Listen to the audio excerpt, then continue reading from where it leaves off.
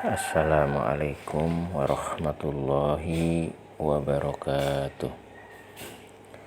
Innal hamdalillah nahmaduhu wa nasta'inuhu wa nastaghfiruh wa na'udzu billahi min syururi anfusina wa min sayyiati a'malina. May yahdihillahu fala mudhillalah wa may yudlil fala hadiyalah. Asyhadu an la ilaha illallah wahdahu la syarikalah wa asyhadu anna Muhammadan abduhu wa rasuluh la nabiyya ba'dah. Allahumma sholli wa sallim wa barik ala Muhammad wa ala alihi wa ashabihi wa man tabi'ahum bi ihsan ila yaumil qiyamah. Amma ba'du.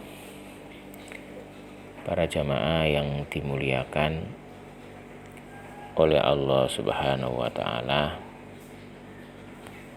pada kesempatan kali ini pertama-tama marilah kita memuji syukur kehadirat Allah Subhanahu wa taala. Karena Allah Subhanahu wa taala telah melimpahkan rahmat, nikmat dan hidayah kepada kita sekalian, sehingga kita sekalian sekarang berada di tempat yang mulia ini berkat rahmat, nikmat dan hidayah dari Allah Subhanahu wa taala. Tanpa rahmat, nikmat dan hidayah dari Allah Subhanahu wa taala, kita detik ini atau saat ini tidak akan bisa berada di majelis yang mulia ini. Karena betapa banyak orang-orang yang di sekitaran ini masih berat untuk melangkahkan kaki menuju tempat yang mulia ini. Ini menunjukkan bahwa tanpa andil berupa rahmat, nikmat maupun hidayah dari Allah Subhanahu wa taala, maka kita tidak akan sampai di majelis yang mulia ini. Sholawat serta salam mudah-mudahan tetap tercurah kepada Nabi kita, Nabi Muhammad Sallallahu Alaihi Wasallam. Karena berkat bimbingan dan suri tauladan dari beliau, kita diberikan berkat bimbingan beliau kita bisa mengetahui mana yang halal dan mana yang haram. Berkat bimbingan dan suri tauladan beliau yang sebelumnya jalannya gelap gulita ditunjukkan, dibimbing oleh beliau menuju jalan yang terang benderang, Shiratal Mustaqim. Para jamaah yang dimuliakan oleh Allah Subhanahu wa taala, pada kesempatan kali ini kita akan melanjutkan ngaji kitab At-Targhib wa Tarhib. Pertemuan sebelumnya mengenai menggemarkan dalam bersuci, kita sekarang melanjutkan ke menggemarkan dalam bersikat gigi atau bersiwak. Qala bersabda Sallallahu alaihi wasallam, Nabi Muhammad Sallallahu alaihi wasallam, la an usolliya, sungguh bahwa sholat saya rakaataini, 2 rakaat bisiwakin dengan sikat gigi, ahabbu lebih dicintai ilayya kepada saya,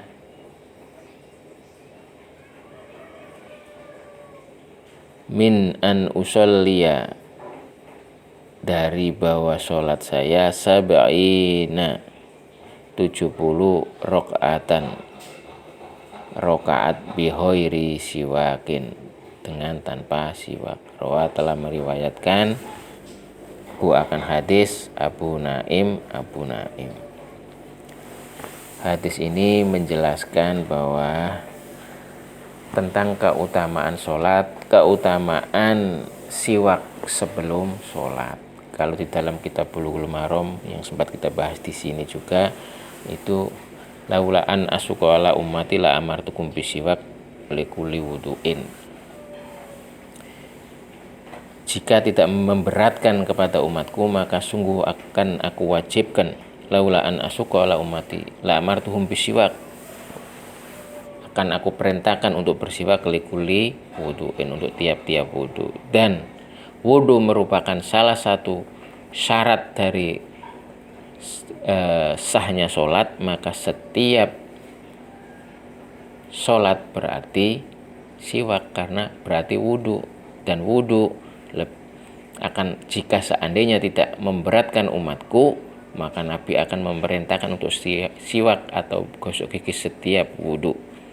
Berarti setiap mau sholat harus wudu, dan setiap wudu siwak. Berarti setiap mau sholat bersiwak. Nah, di sini hadis ini menjelaskan tentang 2 rakaat sholat yang disertai dengan siwak lebih utama dibanding dengan 70 rakaat tanpa siwak. Artinya apa? Bahwa Islam lagi-lagi memperhatikan tentang kebersihan dan kesehatan. Waqala, dan bersabda sallallahu alaihi wasallam, Nabi Muhammad sallallahu alaihi wasallam, laula, seandainya an asukko, bahwa tidak memberatkan saya ala ummati, atas umatku, la faradtu, sungguh mewajibkan saya alaihim, atas mereka, as-siwaku, siwak, inda kulli sholatin, di sisi tiap-tiap sholat, kama faradtu, sebagaimana mewajibkan saya alaihim, atas mereka, al-wudu, awudu. Rawa, telah meriwayatkan wahan hadis Al-Bazaru, Imam Bazar, wa Tobroni, dan Imam Tobroni.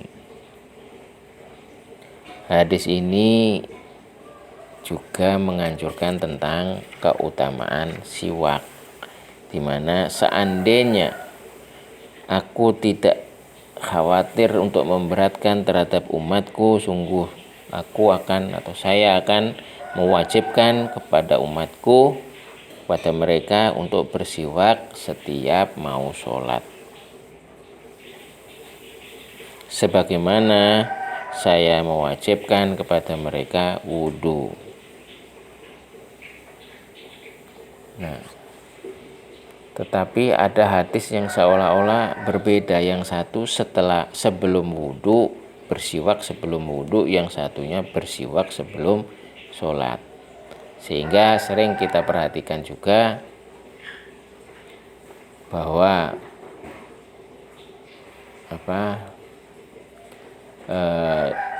saudara-saudara kita sebelum melakukan sholat itu bersiwak terlebih dahulu.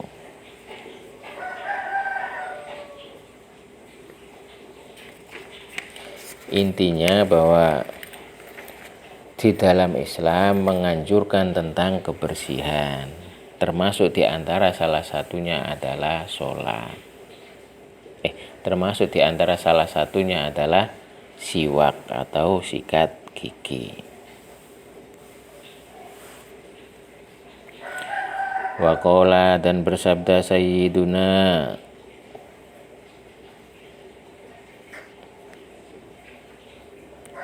Sayyidina Aliyun, Ali karroma, yang memuliakan Allah wajahuh, akan wajahnya Ali.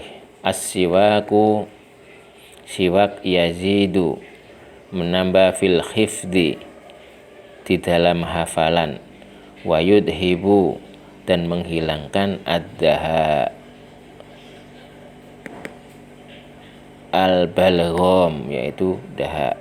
Al-Ihya, di dalam kitab Al-Ihya halaman 114 jilid 1. Di dalam kitab Ihya Ulumuddin ini dijelaskan menurut Ali, berasal dari Ali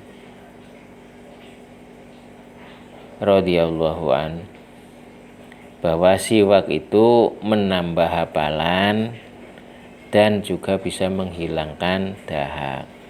Di antara faedah bersiwak antara lain, satu, mudah dan cepat menghafalkan sesuatu, tidak lekas atau cepat lupa. Yang kedua, dapat menghilangkan dahak. Yang ketiga, dapat memperlancar keluarnya roh sewaktu dalam sakaratul maut. Yang keempat, memperbagus di dalam membaca Al-Quran dan lain-lain. Ini dimuat di dalam kitab Ihya Ulumuddin halaman 114. Kemudian kita lanjutkan ke bab ancaman atau tarhib dari menggunakan bejana dari emas dan perak. Qala bersabda sallallahu alaihi wasallam, Nabi Muhammad sallallahu alaihi wasallam, innalladzi, sesungguhnya orang-orang yakulu yang makan orang, au yashrabu atau minum orang, fi aniyatid dahabi, di dalam bejana yang terbuat dari emas, wal fiddati, dan perak, innama yujarjir, sesungguhnya bahwasanya bergemuruh, fi batnihi, di dalam perutnya orang, narun, api jahannama, api neraka jahanam. Rawi telah meriwayatkan akan hadis Muslimun, Imam Muslim. Sesungguhnya orang-orang yang makan atau minum dengan bejana atau tempat-tempat atau wadah dari emas dan perak, maka akan bergemuruh di dalam perutnya api neraka jahanam. Hadis riwayat Muslim. Dari hadis ini bisa diambil kesimpulan bahwa orang-orang Islam dilarang menggunakan bejana, tempat makan dan minum yang terbuat dari emas atau perak.